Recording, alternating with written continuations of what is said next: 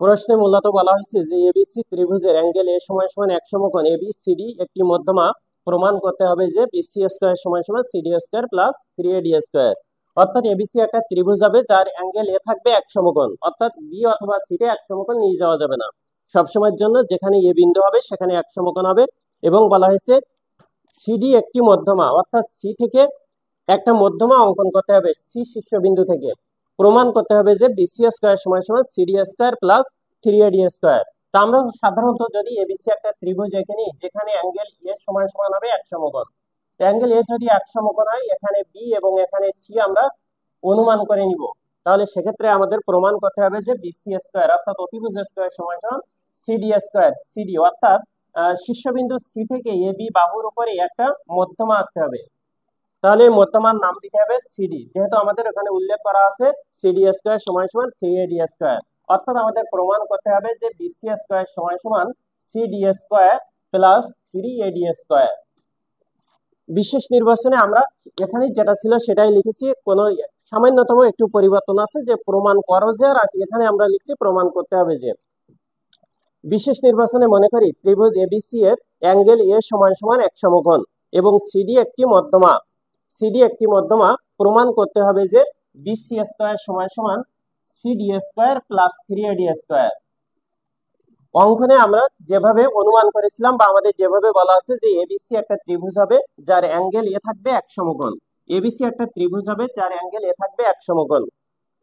CD একটা মধ্যমা থাকবে যেহেতু সিডি স্কয়ার বলা আছে এবং এখানে বলা আছে যে মধ্যমার নাম হবে সিডি। অনুরূপভাবে আমরা একটা চিত্র এঁকেছি। এখন আমাদের যেতে হবে প্রমাণে। প্রমাণে যে আমাদের প্রথমে লিখেছি যে এডি সমান সমান বিডি।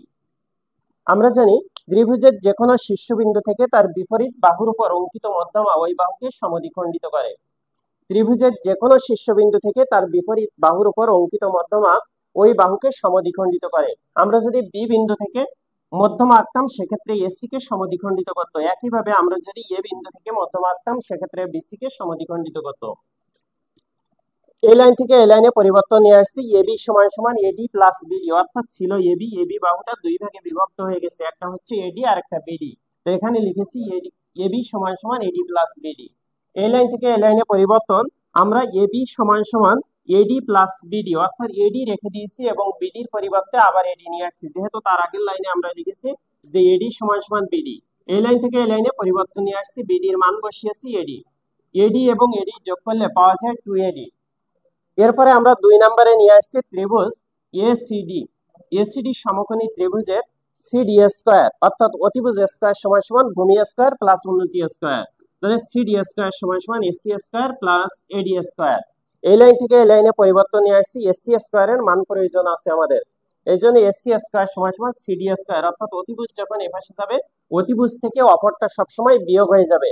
অর্থাৎ অতিভুজ সিডি স্কয়ার থেকে এসি স্কয়ার যদি অতিভুজের সাথে চলে আসে সেক্ষেত্রে মাইনাস হবে, আবার এডি স্কয়ার যদি অতিভুজের সাথে চলে আসে সেক্ষেত্রে মাইনাস হবে।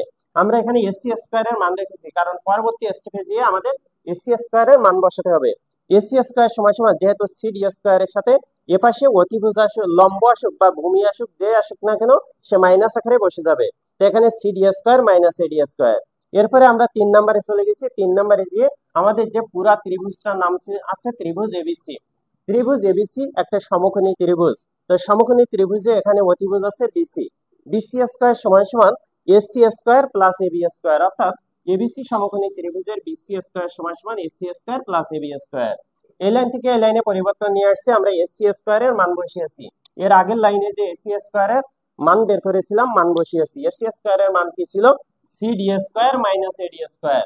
এবং এবি স্কয়ারের মান বসিয়েছি, এবি সমান সমান আমরা এখানে পেয়েছিলাম 2AD। এবি সমান সমান 2AD, অর্থাৎ এবির মান 2AD লিখেছি এবং এর স্কয়ার ছিল স্কয়ার বসিয়েছি। এই লাইন থেকে এই লাইনে পরিবর্তন নিয়ে আসছে, সিডি স্কয়ার মাইনাস এডি স্কয়ার আছে আর 2 এর বর্গ হয় 4 এবং এডি স্কয়ার অর্থাৎ 4AD স্কয়ার। এই লাইন থেকে এই লাইনে পরিবর্তন নিয়ে আসছে, সিডি স্কয়ার আর 4টা এডি স্কয়ারের থেকে একটা মাইনাস হয়ে যাবে, অর্থাৎ 4টা প্লাস আছে এবং একটা মাইনাস আছে। 4টা প্লাস থেকে একটা মাইনাস চলে গেলে থাকে 3টা এডি স্কয়ার, অর্থাৎ CD square plus 3AD square. আমাদের প্রমাণ করতে বলা হয়েছিল বিসি স্কয়ার সমান সমান সিডি স্কয়ার প্লাস 3AD।